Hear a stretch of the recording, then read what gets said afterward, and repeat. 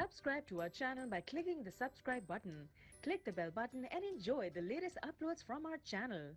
اس مشینی دور نے ہمارے طرز زندگی پر گہرے اثرات مرتب کیے ہیں اور ہر طرف افراتفری انتشار نظر آتا ہے۔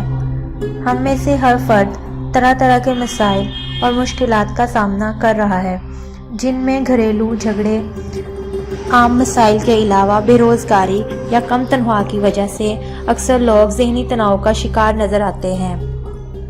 تنگ دستی، غربت کے ساتھ جہاں ضروریات پوری نہیں ہو پاتی، وہیں بعض گھرانے ایسے بھی ہیں جو صحت اور علاج معالجے کے حوالے سے شدید ذہنی کرب میں مبتلا ہیں، اور یہ سب ہماری ذہنی حالت پر منفی اثرات مرتب کرتا ہے۔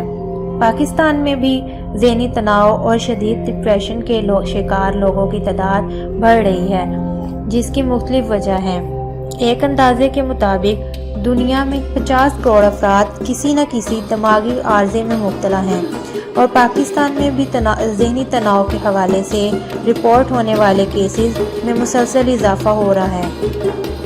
دماغی اور ذہنی صحت کے حوالے سے سرگرم اداروں کے محتاط اندازے کے مطابق پاکستان میں 33% لوگ ذہنی پریشانی اور ڈپریشن میں مبتلا ہیں۔ طبی ماہرین کے مطابق ذہنی تناؤ سنگین مسئلہ ہے جس کا سامنا غریب ممالک ہی نہیں، ترقی یافتہ اور ان ملکوں کو بھی ہے جہاں صحت اور علاج کی بہتر سہولت موجود ہے۔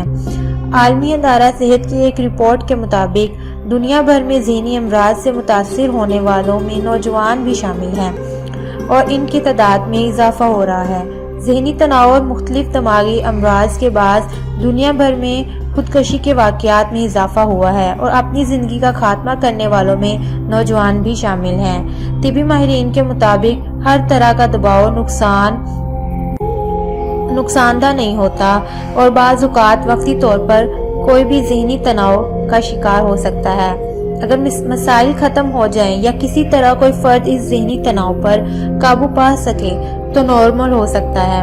ذہنی تناؤ کے نتیجے میں اعصابی نظام، ہارمونز، نظام تنفس پر اثر پڑتا ہے۔ ہر وقت کسی بات کو سوچتے رہنا، فکر مند رہنا، غصہ آنا، مستقل چڑچڑا پن شدید ذہنی تناؤ کی علامت ہے۔ Subscribe to our channel by clicking the subscribe button. Click the bell button and enjoy the latest uploads from our channel.